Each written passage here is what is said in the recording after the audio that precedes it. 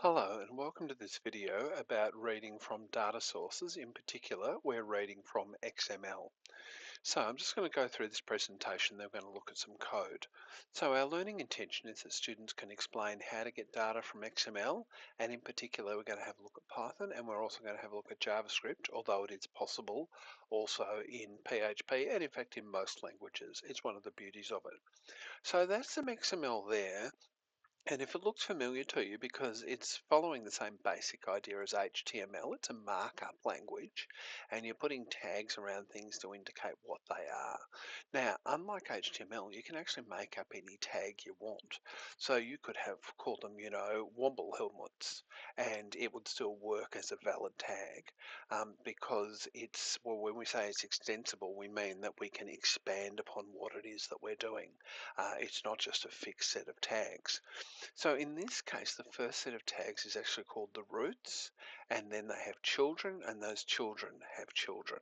So name, for instance, its parent is student, and student has three children, and school has a child and parent. So I'm sure you can work this out. I'm overdoing this. This subjects has two children, both of whom are called subject, so it's reusing that tag twice. So what do we know about it? Well, it's a markup language and it's good for storing and transporting structured data, and it's text-based, which means it's really easy to read and write, and it's hierarchical information, so we can actually, the indenting doesn't actually show us. The indenting is for our human eyes, but subject belongs to subjects. Subjects belongs to students. So there is a hierarchy. It's very human readable. You can just look through and just go, oh yeah, maths is a subject. And it's machine readable because it's regularly formatted.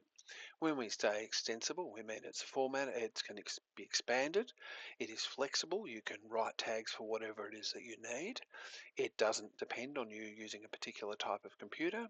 It supports Unicode characters, of which there are thousands, perhaps millions, I'm not sure. And it's really good for sharing data across multiple systems. So when we're reading it in Python, we're looking here and saying we're importing this XML tree element as an object called ET. I don't know if I'm misusing the word object there, I might be, but as a thing called ET. Then we're creating another object, which is ET using the pass functionality from the document students.xml, which is over here. This is what this is. This is students.xml. Then we're getting the root, and the root in this case is school. And then we're counting through the students. So in this case, we just have one, and we're finding this name. So this will just print Sarah Thompson. So it's not super intuitive, but it's not super difficult either. So what we are going to do is we're going to stretch ourselves a bit and import some XML using JavaScript. Now both of these files will need to be on a web server. I have actually set mine up in my sandbox on 42 Penguins. If you're at Geelong High, you'll probably be using the Citadel server. So, and this video is principally for my Geelong High students. You can see I've got my index file there, and I've got my customers file, and I have populated them. Let me just close this down over here so that I can find the code. Oh, it's around here somewhere. Let's have a quick look. So Windows. Oh, you know what? I'm just going to go to, oh, there it is. So here on the 42 Penguins wiki, I've just searched for XML and I've clicked reading XML with JavaScript there. And there is my code for the HTML page. It's a bit hard to read there in black and white. The XML's a bit easier to read. They're both easier to read in a text editor, and I'm using VS Code here. So you'll see that VS Code is doing formatting for me, as in it's showing me the colors to match what's going on so I can easily read it.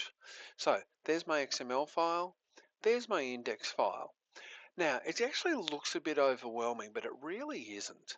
We've got a container that we're going to put a table in.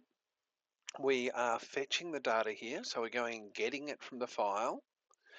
We're passing it so that it actually is an object that we can interrogate locally, and so that we can actually say, okay, we're looking for this particular data. We're setting up the heading of our table, and just to show you our table, this is what our table looks like in the end. So we're setting up the heading there. That's all of that is doing. And now we're going to loop through the records that we've brought in from the XML file. So we're going through the loop. This is why it'll just automatically get longer when you add things. We're getting elements by their tag names. You'll see we're getting ID, first name and last name, and we're getting the content of them. And then we're adding that row to our table. We're closing our table, and then we're stuffing our table back in that space we created up the top. So it's actually pretty straightforward. Yes, it's a lot of code, and I get how it can be overwhelming, but it's actually pretty straightforward what we're doing. We've got a space we're going to put it into. We're making the heading. We're stuffing in the rows one by one once we've read the XML content. We're putting the end on the table, and we're pushing it out into the page. So let's see what your tasks are. So, now you're wondering why can't I just run this off my desktop? For security reasons, most modern browsers don't want you bringing in content so that people are not ripping off your local content. So it's actually limited the ability to which they can read local files, given that HTML files really are at heart meant to be presented off web servers. So the first thing you're going to do is you're going to add 2 new records to the list manually using a text editor and use the HTML page to check that they're added correctly. So I'm going to say ID5, ID6 and ID7, and you will need to manually name them. They don't auto-name. If we look here at our XML, the numbers are built in there. I think that this is going to take you about a minute to do. Then what you're going to do, and this is a bit harder, is you're going to add a middle name records to 2 students only. So I just want to show you what I mean by this. So middle name is, I don't know, Fred slash middle name. So there you go. I've added it to Nikki Ranscombe, now has a middle name. Now, if I run the page, it actually won't be faced by that because it's not looking for it. It's not looking for something with that tag, so it doesn't bother it. But what you are going to do, and this is the final piece of this puzzle, is you're going to change the program so that if there is a middle name for that student, it's going to show it in its own column. So we're going to have another column there for middle names. But if there's no middle name, it's going to show null. Now I'm going to tell you how you're not going to solve this. You're not going to solve this by just putting their middle name as null. The program has to work out that there's nothing there, and if there's nothing there, it's going to express it as null. So I actually think this is going to be a bit of a challenge, and I'd like you to see if you can do it without just throwing it at AI to do it. You're going to need to do some research, you're going to need to do some trial and error, but that's what you're doing, and I will leave you to it, and good luck. And now I need to work out how to stop this video.